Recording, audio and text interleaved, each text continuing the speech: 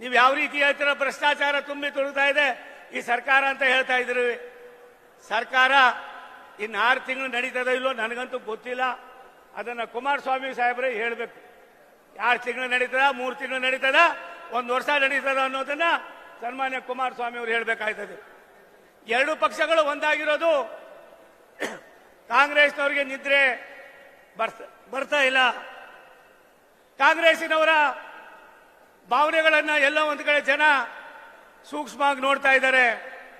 1 ರೂಪಾಯಿ ಪೆಟ್ರೋಲ್ ಬೆಲೆಯನ್ನು ಜಾಸ್ತಿ ಮಾಡಿದಾಗ ಅವ್ರು ನಡೆದಂತ ರೀತಿ ಇವತ್ತು ಕೇವಲ 3-3.5 ರೂಪಾಯಿ ಜಾಸ್ತಿ ಮಾಡಿ ಜನರಿಗೆ ವಂಚನೆಯನ್ನು ಮಾಡ್ತಾ ಇದ್ದಾರೆ. ನಾನು ಕಾರ್ಯಕರ್ತರಲ್ಲಿ, ಮುಖಂಡರಲ್ಲಿ ಮನವಿ ಮಾಡ್ತೀನಿ, ವೇದಿಕೆಯಲ್ಲಿ ಇರ್ತಕ್ಕಂಥ ನಮಗೆ ಒಂದು ರೀತಿಯ ಜವಾಬ್ದಾರಿ ಆದರೆ ಎಲ್ಲಾ ಜವಾಬ್ದಾರಿಯನ್ನು ನಿರ್ವಹಣೆ ಮಾಡಿ ಈ ರಾಜ್ಯದಲ್ಲಿ ಮತ್ತೊಮ್ಮೆ 19 ಸೀಟ್ಗಳನ್ನ 19 ಸೀಟ್ಗಳನ್ನ ಏನು 15 ಸೀಟ್ಗಳು ಬರ್ತವೆ ಅನ್ನುವ ಜಂಬದ ಮಾತನ್ನು ಆಡ್ತಾ ಇದ್ರು. ಅದಕ್ಕೆ ತಿಲಾಂಜಲಿಯನ್ನು ನೀಡಿದ್ದೀರಿ. ನಾನು ತಮ್ಮಲ್ಲಿ ಮನವಿ ಮಾಡ್ತೀನಿ,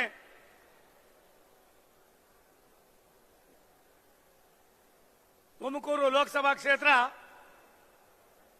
ಒಂದು ಕಡೆ ಬುದ್ಧಿಜೀವಿಗಳ, ಮತ್ತೊಂದು ಕಡೆ ಬಡವರು, ಕಡು ಬಡವರು, ಅನೇಕ ಅಭಿವೃದ್ಧಿಯ ವಂಚಿತರಾಗಿರ್ತಕ್ಕಂಥ ಆ ಕ್ಷೇತ್ರದ ಜನ ಸೋಮಣ್ಣ ಸೋಲ್ತಾನೆ ಅಂತ ಹೇಳ್ತಾನೆ ಇದ್ರು.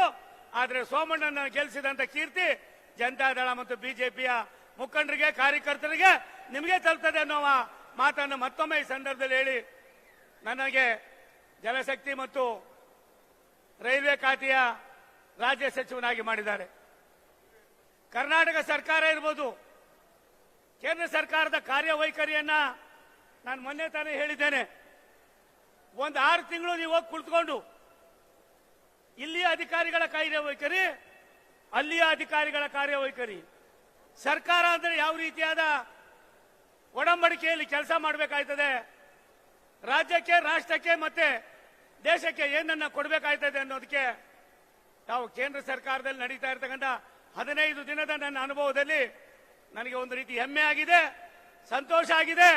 ರಾಷ್ಟ್ರದ ನಮ್ಮೆಲ್ಲರ ನೆಚ್ಚಿನ ಪ್ರಧಾನಮಂತ್ರಿ ನರೇಂದ್ರ ಮೋದಿ ಅವರ 3ನೇ ಬಾರಿಗೆ ಪ್ರಧಾನಿ ಆಗಿರ್ತಕ್ಕಂಥದ್ದು ಈ ದೇಶವನ್ನ ರಾಷ್ಟ್ರದಲ್ಲಿ 2ನೇ ಸ್ಥಾನಕ್ಕೆ ಕೊಂಡೊಯ್ಯೋದಕ್ಕೆ ಇನ್ನು ಕೇವಲ 2 ವರ್ಷದಲ್ಲಿ ಭಾರತ ದೇಶ 5ನೇ ಸ್ಥಾನದಿಂದ 3ನೇ ಸ್ಥಾನಕ್ಕೆ ಬರ್ತದೆ. ಜಲಶಕ್ತಿ ಮತ್ತು ರೈಲ್ವೆ ಮಂತ್ರಿಯಾಗಿ ನಮ್ಮ ಮಂತ್ರಿಗಳಾದ ಸನ್ಮಾನ್ಯ ಅಶ್ವಿನಿ ವೈಷ್ಣವ್ ಅವರು ಹೇಳ್ತಾರೆ, ಕರ್ನಾಟಕ ರಾಜ್ಯದಲ್ಲಿ ದೇಶದ ವಿವಿಧ ಭಾಗಗಳಲ್ಲಿ 1100ಕ್ಕೂ ಮೇಲ್ಪಟ್ಟು ಲೆವೆಲ್ ಕ್ರಾಸಿಂಗ್ ನಿಂದ ಸಾವಿರಾರು ಜನ ಸಾಯ್ತಾ ಇದ್ದಾರೆ. ಕೇವಲ 2 ರಿಂದ 3 ವರ್ಷದಲ್ಲಿ ಆ ಎಲ್ಲವನ್ನು ಕೂಡ ನಾವೆಲ್ಲ ಒಂದು ಕಡೆ ಒಂದೇ ಒಂದು ಲೆವೆಲ್ ಕ್ರಾಸಿಂಗು ಕೂಡ ಅಂಡರ್ ಪಾಸ್ ಆಗ್ಬೋದು, ಇಲ್ಲ ಓವರ್ ಬ್ರಿಡ್ಜ್ ಆಗ್ಬೋದು. ಇದನ್ನ ಮಾಡ್ತಕ್ಕಂಥ ಅದಕ್ಕೆ ಕ್ರಮವನ್ನು ವಹಿಸಬೇಕು ಅನ್ನುವ ಸೂಚನೆಯನ್ನ ಸರ್ಕಾರಕ್ಕೆ ಈಗಾಗಲೇ ಅಧಿಕಾರಿಗಳು ಕೊಟ್ಟಿದ್ದಾರೆ.